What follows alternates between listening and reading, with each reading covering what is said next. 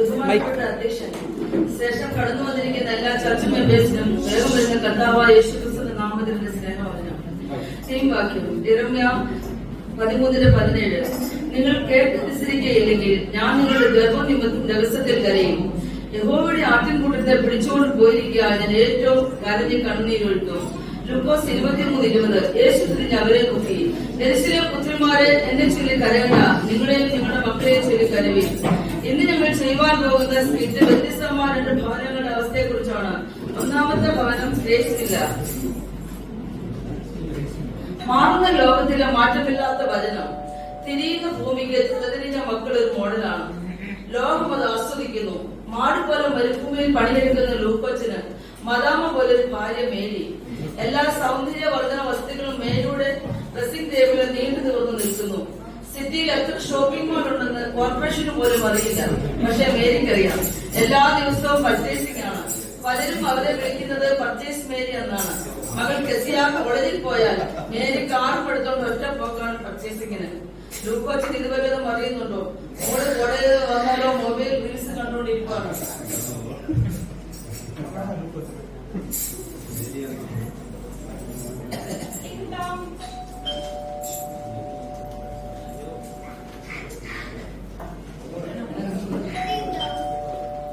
ഈ പെണ്ണെന്തിരുന്നു കഥവും തുറക്കത്തില്ല, എന്തോടൊപ്പം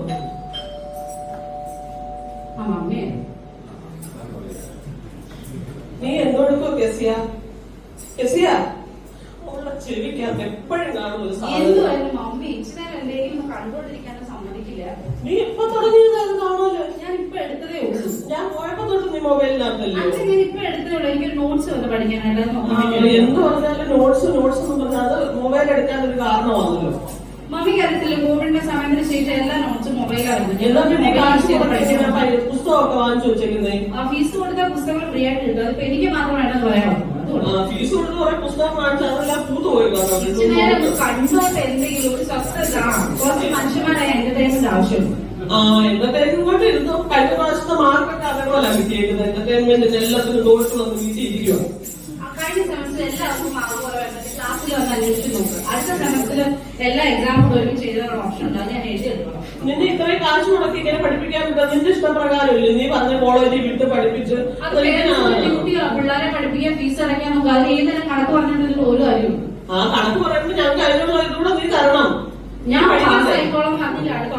അടുത്ത സെമ്മിൽ ഞാൻ എല്ലാ എക്സാമും ഒരുമിച്ച് എഴുതി. ഈ ഒരു സെമ്മിൽ എഴുതാൻ പറ്റത്തില്ല. നീ അടുത്ത എല്ലാ സെമ്മിനോട് ഒരുമിച്ച് എഴുതാൻ പോവുക. പപ്പ അവിടെ കഷ്ടപ്പെട്ടല്ലേ നമ്മൾ നോക്കുന്നത്?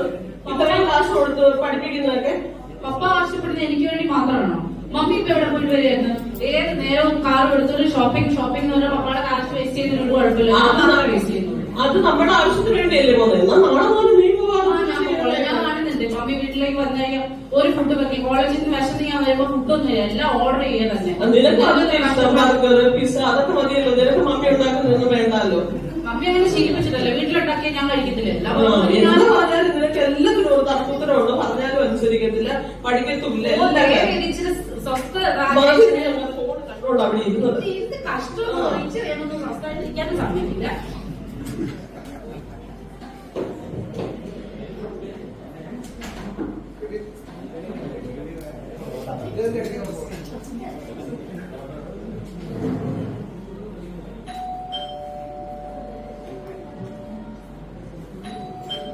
ഒന്ന് കഴിഞ്ഞ് ഇനിയിപ്പോ അടുത്താക്കണം.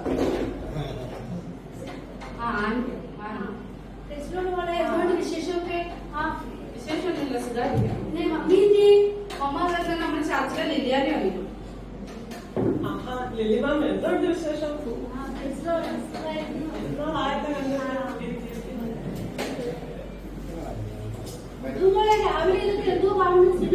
എന്താ ലില്ലിമാം ഇപ്പൊ വഴക്കോട്ട് കഴിഞ്ഞോളൂ? എപ്പോഴും ഇവിടെ ഫോണിനാണ്. വേറെ ഒരു പണിയില്ല, ഒരക്ഷരം പഠിക്കത്തില്ല. നീ കഴിഞ്ഞ ആഴ്ച പാസ്റ്റർ പറഞ്ഞ കേട്ടായിരുന്നു? എന്തുവായി പറഞ്ഞതൊക്കെ? സിനിമ എന്ന് പറഞ്ഞാൽ എന്തുവാന്ന് അതിന്റെ അർത്ഥമൊക്കെ പറഞ്ഞായിരുന്നല്ലോ. സിൻപ്ലസ്മ മാതാവ്, അതായത് പാപത്തിന്റെ മാതാവെന്നൊക്കെയല്ലേ നമുക്ക് പറഞ്ഞു തന്നെ. ഞാൻ ശ്രദ്ധിച്ചോ? ശ്രദ്ധിച്ചായിരുന്നു ആന്റി. ഞങ്ങൾ ഈ പ്രായത്തിലുള്ള സിനിമ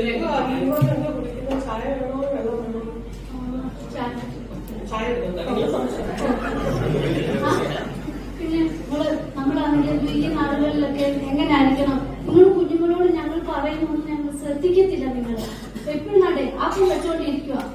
ഈ ആപ്പൊക്കെ മാറ്റിയിട്ട് ആരെങ്കിലും വീട്ടിലൊക്കെ വരുമ്പോ ഈ ആപ്പൊക്കെ ഒന്ന് എടുത്ത് മാറ്റിയിട്ട് നമ്മൾ പറയുന്നതൊക്കെ ഒന്ന് ശ്രദ്ധിക്കുകയല്ലോ ചെയ്യണ്ടേ? അല്ല, ഞങ്ങൾ ചർച്ചിൽ വരുന്നുണ്ടെന്ന് കരുതി ആരുടെ അടിമകളൊന്നുമല്ല. ഏത് നേരം കുറെ ആൾക്കാരുണ്ട് അതിനെ പോലെ ഉപദേശിച്ചു ഞങ്ങൾ വരുന്നുണ്ടല്ലോ, പ്രാർത്ഥിക്കുന്നുണ്ടല്ലോ. ഈ പ്രായത്തിലുള്ള ഞങ്ങൾക്ക് കുറച്ചേരം മൊബൈലൊക്കെ കണ്ടിട്ടൊക്കെ ഇരിക്കും. അത്ര വലിയ കാര്യമൊന്നും. മക്കളെ ഞങ്ങളുടെ നിങ്ങളുടെ ഈ പ്രായമൊക്കെ കഴിഞ്ഞു വന്നത് ഞങ്ങൾക്ക് കുറെയൊക്കെ കാര്യങ്ങൾ അറിയാം. ആ ജനറേഷൻ ഒന്നും അല്ല ആന്റി ഈ ജനറേഷൻ. ഒരു വക പറഞ്ഞാൽ ശ്രമിക്കത്തില്ല. ഇപ്പോൾ എന്നോട് ഒന്ന് തറുതലേ ഒരു കാര്യം പറഞ്ഞ ഒരു മോളല്ലയോ എന്ന് വിചാരിച്ചത് അങ്ങനത്തെ ആലോചിച്ച് അച്ഛനും അമ്മയും കിടങ്ങുക. എന്റെ പൊന്നു പേര് ഇപ്പോഴത്തെ പിള്ളേരുടെ കാര്യം ഒന്നും പറയണ്ട. നമ്മൾ പറയുന്ന ഒരു കാര്യം അവർ ശ്രദ്ധിക്കത്തില്ല. ഒരു കാര്യം അവർ നോക്കി എപ്പോഴും ഇത് വെച്ചോണ്ടല്ലേ ഇരിക്കുന്നേ. അവർക്ക് ചെവിയും കേൾക്കത്തില്ല. ഇപ്പൊ ഈയിടെ എത്ര പ്രാവശ്യം ഇവിടെ മാത്രമല്ല എല്ലാവരും ഉള്ള കാര്യം എന്റെ വീട്ടിലും ഉണ്ട്. ഇതുപോലെ തന്നെ എത്ര പറഞ്ഞാലും നമ്മൾ ശ്രദ്ധിക്കുന്ന കാര്യമില്ല. പിന്നെ മേലെ ഞാൻ ഇവിടെ വരാനുള്ള ഒരു കാരണം രാവിലെ ഇവിടെ വന്നതേ ഇന്നലെയാണെങ്കിൽ ഞാനൊരു ദർശനം കണ്ടായിരുന്നു. നിങ്ങളുടെ ഭവനത്തിൽ ചില അനർത്ഥങ്ങളൊക്കെ കടന്നു വരുന്നതായിട്ട്.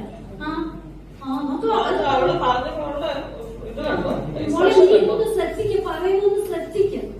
നിങ്ങൾ ഈ ഇടയായിട്ട് പ്രാർത്ഥിക്കണം. ഉണർന്നിരുന്ന് പ്രാർത്ഥിച്ചെങ്കിൽ മാത്രമേ ഈ അനർത്ഥത്തിൽ നിന്നൊക്കെ നിങ്ങളെ വിടിവിക്കത്തുള്ളൂ. നിങ്ങൾക്കറിയാമല്ലോ, ഇപ്പൊ ഏത് ദിവസവും നമ്മുടെ ചർച്ചിൽ പ്രയർ ഉണ്ട്. രാവിലെ ആണെങ്കിൽ പ്രഭാത പ്രാർത്ഥന എല്ലാം ഉള്ളതാ. നിങ്ങളൊക്കെ അതിനകത്തൊക്കെ ഒന്ന് പങ്കെടുക്കണം. കൂടാതെ ഇപ്പൊ ഉപവാസ പ്രാർത്ഥനയൊക്കെ വെച്ചേക്കുക. അതിനകത്ത് വന്ന് നിങ്ങൾ രണ്ടുപേരും വരുന്നത് ഞാൻ കാണുന്നേ ഇല്ല. മമ്മിക്ക് എന്റെ മേലെ എന്തെല്ലാം കംപ്ലൈന്റ്. മമ്മി 24 മണിക്കൂർ ഷോപ്പിംഗ് ആയിട്ട് നടന്നിരിക്കുക. എന്റെ മേലെ മാത്രമേ അതെല്ലാം മാറ്റി വെച്ചിട്ട് നിങ്ങൾ അല്പസമയെങ്കിലും ഈ നാളുകളിൽ പ്രാർത്ഥിക്കാൻ വേണ്ടി സമയം. ബാക്കി എല്ലാത്തിനും പോകുമല്ലോ, നിങ്ങളൊന്ന് പ്രാർത്ഥിക്കാം. പിന്നെ ഇന്ന് 10:30 ആയല്ലോ, നമ്മൾ 10:30 മുമ്പേ പ്രയർ തുടങ്ങുന്നുണ്ട്. എനിക്ക് പ്രയറും പോകണം. അല്പസമയം നമുക്ക് പ്രാർത്ഥിച്ചിട്ട് പോവാം. മൊബൈൽ അകത്തു ദൈവം പുറത്തുവിരിക്കുന്ന എത്ര ലക്ഷങ്ങൾ മുടക്കിയാണ് ഒരു പ്രയോജനം ഉണ്ടായില്ല. പ്രതീക്ഷകളെല്ലാം അസ്തമിച്ചെങ്കിലും അവർക്കായി പ്രാർത്ഥിക്കുന്ന സഭയിൽ ഒരു ദേവദാസനം ഉണ്ടായിരുന്നത് കൊണ്ട് ലൂക്കോച്ചിനെയും കുടുംബത്തെയും അനർത്ഥത്തിൽ നിന്നും ദൈവം വിടുവിക്കുകയും അവരുടെ ജീവിതത്തിൽ ഒരു മാറ്റം വരികയും ചെയ്തു.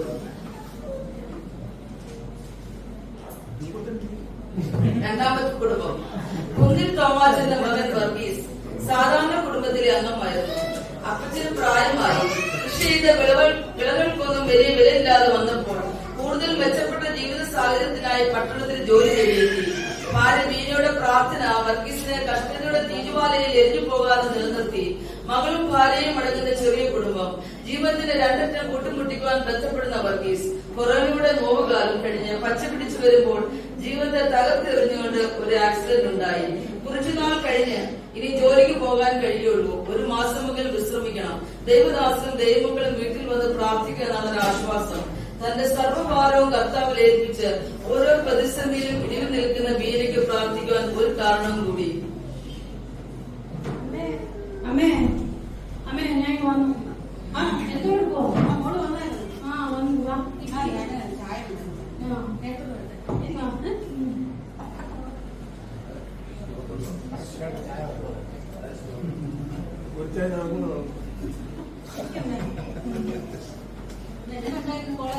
കോളേജൊക്കെ എന്തുവാ, കോളേജൊക്കെ പോകുന്നു, കുഴപ്പമൊന്നുമില്ല. പക്ഷെ നമ്മള് വിചാരിച്ചോട്ടെങ്കിലും അല്ല. വേറെ കോളേജാണ് പോയാൽ മതി, കുഞ്ഞു കോളേജ്. ഇന്നാണെങ്കിൽ പിള്ളേരെ ഞാൻ കണ്ടപ്പോ ഞാനും നന്ദിച്ചു പോയി. ഞാൻ ഈ ചുരിദാറിലൊക്കെ ഇട്ടുകൊണ്ട് അവിടെ ചെന്നപ്പോ എല്ലാരും ജീൻസും കുഞ്ഞു ടോപ്പും എല്ലാം കൂടി ഇട്ടിരിക്കുന്നു. ഞാനെന്ത് ചെയ്യാൻ, ഞാനൊന്നും വല്ലാതായി. എനിക്കിഷ്ടമല്ലെന്ന് അറിയാമല്ലോ. പക്ഷെ കാണുന്ന ഉടുപ്പും പിന്നെ കീറിയ പാൻറ്റും ഒക്കെ ഇട്ടുകൊണ്ട് നടക്കുന്ന ഇപ്പോഴത്തെ പിള്ളേരുണ്ടല്ലോ, എനിക്കിഷ്ടമല്ലെന്ന് അറിയാം. അതൊന്നും അറിയണ്ട. അതുകൊണ്ടാണ് ഞാൻ മേടിച്ചു തരാതെ. പിന്നെ ഞാൻ ടിഫിൻ അങ്ങോട്ട് തുറന്ന് കഴിക്കാൻ തുടങ്ങിയപ്പോ അവര് സ്റ്റീൽ പാത്രം ഒന്നാമതെ ചപ്പാത്തിയും കാച്ചിയും അവര് കഴിക്കുന്ന പിസയും ബർഗറും എന്നെ നോക്കിയപ്പോ ചീലി കളിയാക്കി മരമായ അസുഖങ്ങളൊക്കെ ഉണ്ടാവും. ഞാൻ ഉണ്ടാക്കി തരുന്ന ഭക്ഷണം എനിക്കറിയാം വല്ലാതെ ശത്രു മേശക്കാവിന്റെ എത്ര പ്രവാസത്തിൽ നിന്ന് കടന്നു വന്നപ്പോഴത്തെ ഭക്ഷണം കഴിച്ചാണ് അവര് ജീവിച്ചത്. അവർക്ക് ആരോഗ്യം കുറഞ്ഞോ? ഇല്ല, ആരോഗ്യം കുറഞ്ഞില്ല. എന്നാലും ഞാൻ എങ്ങനെ ഈ മൊബൈലും മമ്മി ഇടയ്ക്ക് വിളിച്ചു ഞാൻ മൊബൈൽ എടുത്തപ്പോ ആൾക്കാരൊന്നും ചിരിയോട് ചിരി. ഞാൻ വെച്ച് ഏതാണ്ട് അബദ്ധം ചെയ്ത കൂട്ടായിപ്പോയി. ഞാൻ ഈ ഫോണും കൊണ്ട് എന്തായാലും പോകാൻ പറ്റത്തില്ല. മമ്മിക്കാണെങ്കിൽ ചെറിയ മൊബൈലാണ്. എനിക്ക് ഇത്ര നീണ്ട വലിയ മൊബൈൽ മൊബൈല് അതൊക്കെ മേടിച്ചുകൊണ്ടൊന്ന് കൈവച്ചാണ് പിന്നെ മാതാനെ സമയം കാണത്തുള്ളൂ. പിന്നെ പഠിക്കാനൊന്നും സമയം കാണത്തില്ല. പിന്നെ പഠിച്ച് നല്ല മാർക്ക് മേടിച്ച് പാസ്സായിട്ട് നല്ല മൊബൈലൊക്കെ മേടിക്കാം കേട്ടോ. ഇതൊക്കെ ശരി, ഞാൻ പഠിച്ചോളാം. പക്ഷെ നമ്മുടെ ഫീസ് എങ്ങനെ അടയ്ക്കും? ഞാൻ അതെങ്ങനെ ടെൻഷൻ എടുത്തുകൊണ്ടിരിക്കും. ഞാൻ വീട്ടിൽ വന്ന് എങ്ങനെ പറയും ഫീസ് അടയ്ക്കണം? നമ്മുടെ സിറ്റുവേഷൻ എനിക്കറിയാം. ഞാനും ഇങ്ങനെ ഓർക്കുന്നുണ്ടായിരുന്നു കൊച്ചിന്റെ ഫീസൊക്കെ അടയ്ക്കാൻ സമയമായി, എന്തോ ചെയ്യണമെന്ന് ഞാൻ പ്രാർത്ഥിച്ചുകൊണ്ടിരിക്കുക. മക്കളെ നമുക്ക് ദൈവം നമുക്ക് വഴി തുറന്നു തരും. ഇത്രത്തോളം ദൈവം നമ്മളെ സഹായിച്ചില്ലേ? പഠിക്കാൻ ഇത്രത്തോളം ദൈവം നടത്തിയില്ലേ? നീ പഠിക്കാൻ ദൈവം വഴി തുറന്നു തരും. അതിനൊട്ട് ടെൻഷൻ ഒന്നും എടുക്കണ്ട. എടുത്താലും പഠിത്തത്തിലൊക്കെ പുറമോട്ട് പോകും. മോള് നല്ലപോലെ പഠിക്കും, നല്ല മാർക്ക് കൂടി പാസ്സാവണം. ഫീസ് ദൈവം തരും. ദൈവം വചനത്തിൽ പറയുന്നത് കേട്ടിട്ടില്ലേ? ദൈവം സ്നേഹിക്കുന്നവർക്ക് ഒരുക്കിയിരിക്കുന്നത് ദൈവം കണ്ണ് കണ്ടിട്ടില്ല, ചെവി കേട്ടിട്ടില്ല, ആരെയും തോന്നിയിട്ടില്ലെന്നൊരു വചനം വായിക്കുന്നില്ലേ? പഠിച്ചിട്ടില്ലേ? ദൈവം നമുക്കായി കരുതുന്ന ദൈവമാണ്. ഇത് സകല ചിന്താകുലവും അവന്റെ പേരിൽ ഇട്ടുകൊള്ളുകയിൽ നിന്നാണ് വചനം വായിക്കുന്നത്. അന്നേരം അത് നമ്മൾ ധ്യാനിക്കാൻ പഠിക്കാം. പിന്നെ കൊച്ചിലെ പറഞ്ഞിട്ടുണ്ട് എന്താ ലോഡ് ഇഷ്ടപ്പെട് മനുഷ്യൻ അയച്ചാൽ നോട്ട് മാണ്ടെന്ന് പറഞ്ഞു തന്നിട്ടില്ലേ? അന്നേരം അത് ഓർത്തമ്മ പ്രാർത്ഥിക്കാൻ ദൈവം വഴി തുറന്നു തരും. പിറ്റേ ദിവസം സാറ കോളേജിൽ പോയപ്പോൾ ബീനയും വർഗീസും കൈകോർത്ത് പ്രാർത്ഥിച്ചു. മനുഷ്യന്റെ മുമ്പിൽ ദൈവം നമ്മെ ലജ്ജിപ്പിക്കുകയില്ല. കരയുന്ന കാക്കുഞ്ഞുങ്ങൾക്കും അതതിന്റെ ആഹാരം കൊടുക്കാൻ ദൈവം നമ്മുടെ ആവശ്യങ്ങൾ നിറവേറ്റി തരും. അടിക്കടി ഉണ്ടാകുന്ന പ്രതിസന്ധിയിൽ ദൈവം മാത്രം എന്നൊരു ആശ്വാസം. പ്രാർത്ഥന കഴിഞ്ഞ് എഴുന്നേറ്റ ഉടനെ വർഗീസിനെ കാണുവാനായി ലില്ലിയാന്റെ എത്തി.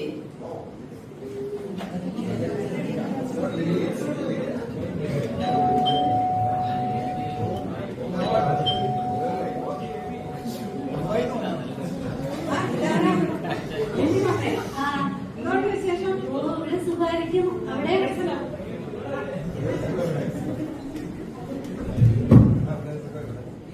എന്തോ പറയുന്നു? സുഖമായിട്ടിരിക്കുന്നു.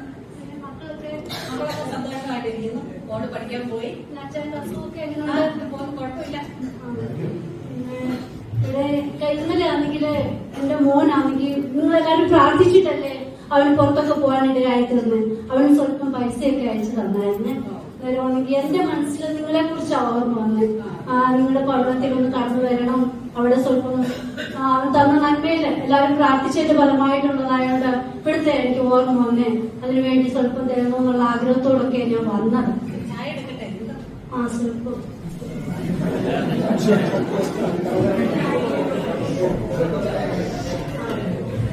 പഞ്ചസാര ഇട്ടോ? എല്ലാവരും സുഖമായിട്ട് അച്ചായൻ സുഖമായിട്ട് ഇവിടെ സുഖമായിരിക്കും. നല്ലതായിട്ടൊക്കെ പോകുന്നുണ്ട്. എല്ലാവരും പ്രാർത്ഥന ഞങ്ങളെല്ലാവരും ദിവസവും എന്നും പ്രാർത്ഥിക്കുന്നുണ്ട്. മക്കൾക്ക് വേണ്ടിയൊക്കെ പ്രാർത്ഥിക്കുന്നുണ്ട്. അതാ എല്ലാവരുടെയും പ്രാർത്ഥനയാണ് എല്ലാവരും വഴി നടത്തുന്നത്. നമ്മുടെ ചർച്ചിലായാലും എല്ലാവരും ദൈവം നടത്തുന്നത് അതുകൊണ്ടാണ്. അല്ലാതെ ഒന്നുമല്ല. നമുക്ക് പ്രാർത്ഥിച്ചെങ്കിൽ മാത്രമേ നമ്മുടെ കാര്യങ്ങൾക്ക് എല്ലാം ഒരു വിടുതലുണ്ടാവത്തുള്ളൂ. നിങ്ങളുടെ വിഷയമാണെങ്കിലും എല്ലാവരും ചർച്ചിലെ പാസ്റ്റർ ആയാലും ദൈവമക്കളായാലും എല്ലാവരും കണ്ടൊന്ന് പ്രാർത്ഥിക്കുകയും പിന്നെ അച്ചായന്റെ സ്ഥിതിയും പിന്നെ അല്ലെങ്കിൽ മക്കളുടെ എല്ലാ കാര്യങ്ങളും എല്ലാവർക്കും അറിയാം. അതുകൊണ്ട് മോൻ പ്രത്യേകിച്ച് പറഞ്ഞതാ ഇവിടത്തേക്ക് ഇച്ചിരി കൊടുക്കണമെന്ന് പറഞ്ഞോണ്ട്. അതുകൊണ്ട് ഞാൻ ഈ സമയമില്ലായിരുന്നു എന്നിട്ട് ഞാൻ പെട്ടെന്ന് വരാനിടയായിട്ടുണ്ട്. നമുക്കെന്നാ ഒരു വാക്ക് പ്രാർത്ഥിക്കാം. എന്തൊരു അത്ഭുതം! ഫീസ് എത്ര വേണമായിരുന്നു? അവിടെ ആവശ്യങ്ങൾക്ക് ഉപകരിക്കുന്ന അത്രയും കാശ് അതിലുണ്ടായിരുന്നു. നീണ്ട നാളുകൾ കഴിഞ്ഞുപോയി. വർഗീസ് സുഖം പ്രാപിച്ചു. മകൾ നല്ല മാർക്കോടെ പാസ്സായി. ബീനയുടെ സഹോദരൻ മകൾക്ക് വിദേശത്ത് ജോലി ചെയ്യാനുള്ള എല്ലാ വഴികളിലും ഒരുക്കി കൊടുത്തു. ചതഞ്ഞ ഓട ഒടിക്കാത്ത ദൈവം, പുകയിലെ തിരികെ കെടുത്താത്ത ദൈവമാണ് നമ്മുടെ ദൈവം. പ്രിയ ദൈവമക്കളെ, നമ്മുടെ സമ്പത്ത് ദൈവിക കാര്യങ്ങൾക്ക് ഒരു വിലക്ക് തെളിയോ? കഷ്ടപ്പാടുകൾ തകർന്നു പോകുവാനുള്ള ഒരു കാരണമോ? അല്ല, നമ്മുടെ കഷ്ടപ്പാടുകൾ ഉയർച്ചയിലേക്ക് എത്തുവാനുള്ള